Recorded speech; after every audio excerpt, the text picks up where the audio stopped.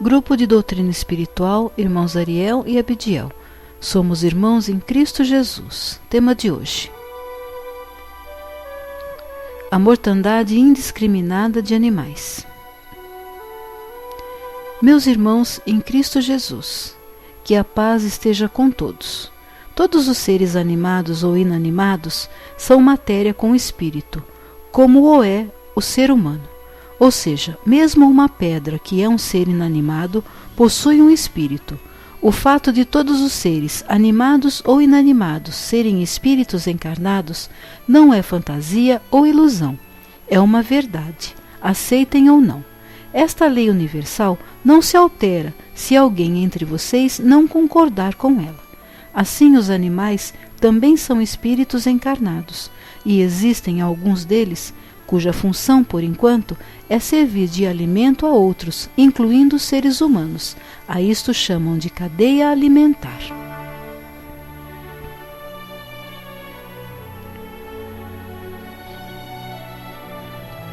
Infelizmente, o ser humano, mesmo sendo um animal racional, ainda não evoluiu o suficiente para deixar de alimentar-se de animais.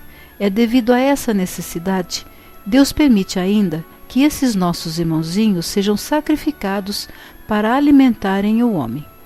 Mas Deus nunca permitiu, e não há de permitir, a matança indiscriminada de qualquer um deles. Assim, temos irmãos pouco evoluídos no tocante à vida espiritual que sentem prazer em matar os seus irmãos que estão na natureza. Incluem-se aqueles que caçam para o prazer, aqueles que pescam sem necessidade de se alimentar, ou seja, o fazem apenas pelo prazer de machucar os peixes, e ainda aqueles que traficam animais. Neste caso, a morte destes é causada pelos maus tratos. Incluem-se aqui também aquelas pessoas que maltratam qualquer animal até a morte, por puro prazer.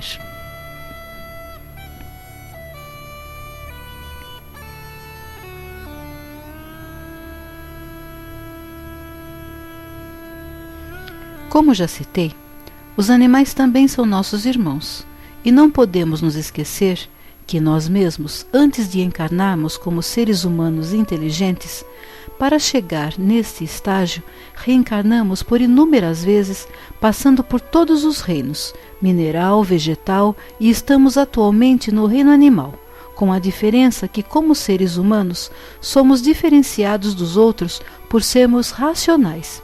Sendo assim, deveríamos ter o mínimo de respeito por nossos irmãos irracionais, que às vezes, diga-se de passagem, são muito mais racionais que determinados homens. Alguém já viu qualquer passagem nos evangelhos relatando que Jesus maltratou algum animal? Eu desconheço. Meus amados, quando se matam animais de forma indiscriminada, essas pessoas não estão livres de arcar com as consequências desses atos, mesmo que tenham sido cometidos na infância, quando teoricamente eu disse, ninguém tem responsabilidade sobre o que faz.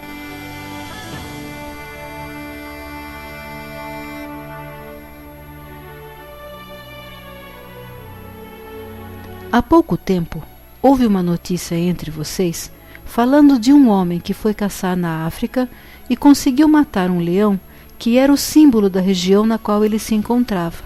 Era no Zimbábue, o nome do leão era Cécio e tinha 13 anos. Este animal era respeitado por todos os habitantes daquele local. E como se não bastasse, esse assassinato ocorreu da seguinte forma. Ele feriu o leão com uma besta, de modo que não pegou em nenhuma parte vital do animal. Assim, o leão agonizou por 2 dias, e isso não foi suficiente para o caçador. Quando o encontrou, o leão foi degolado e teve a pele arrancada. Não se sabe se ele fez isto com o animal ainda em agonia.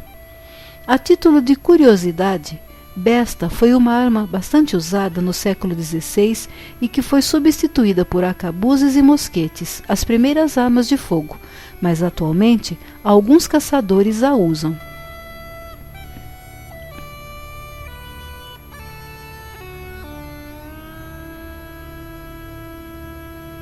Bem, a morte de Cécio acarretou mais um problema.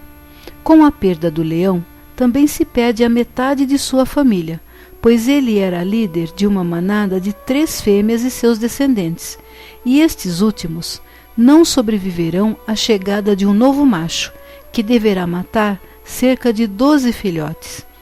Então, esse caçador também é responsável pela morte da prole do animal. Agora vamos comparar o caso desse caçador com outro fato que aconteceu no Japão há muito tempo.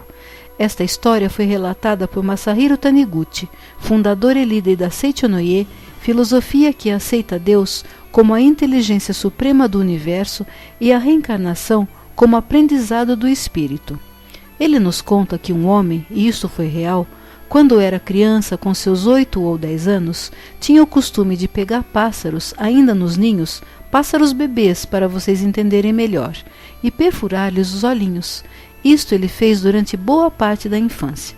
Depois dessa fase ele cresceu, tornou-se um homem de caráter, fazendo bem para muita gente, sendo bom pai de família, filho e esposo. Desencarnou muito velho, com cerca de 90 anos, e igual a todos os seres, ele também precisou reencarnar novamente para o seu progresso espiritual.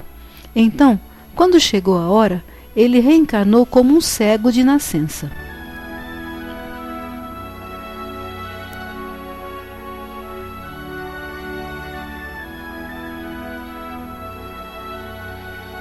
Agora me digam, meus filhos, por que será que ele voltou assim? Notem que na encarnação passada, embora tivesse feito aquilo com os pássaros, depois ele não fez mal nenhum a quem quer que fosse. Ao contrário, sua vida foi dedicada à família e ao próximo, visto que ele desencarnou na época da Segunda Guerra Mundial. Assim sendo, imaginem vocês o que acontecerá na próxima encarnação do homem que assassinou aquele leão com requintes de crueldade. Não devemos nos esquecer que, além de arcar com os efeitos dos atos que cometeu, ao desencarnar aqui ainda nesta vida, é certo que este homem não irá direto para um lugar de refazimento, as colônias espirituais, mas sim passará boa parte de anos em algum vale do umbral, possivelmente o Vale dos Homicidas. Então, é melhor nem imaginarmos, não é mesmo, meus filhos?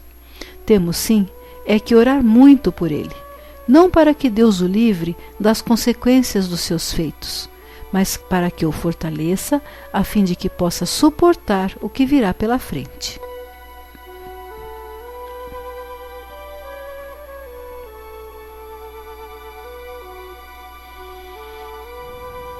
Portanto, meus amados, todos nós temos que ver os nossos irmãos da natureza com amor e respeito, porque, igual a vocês, eles também são espíritos encarnados, com a diferença que ainda mantém a pureza primária nos olhos.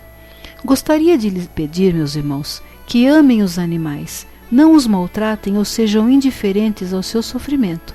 Ajudem-nos quando for necessário. E aqueles que têm qualquer animal de estimação, lembrem-se que ele está com vocês porque Deus o confiou à sua proteção. Então protejam-no e o amem.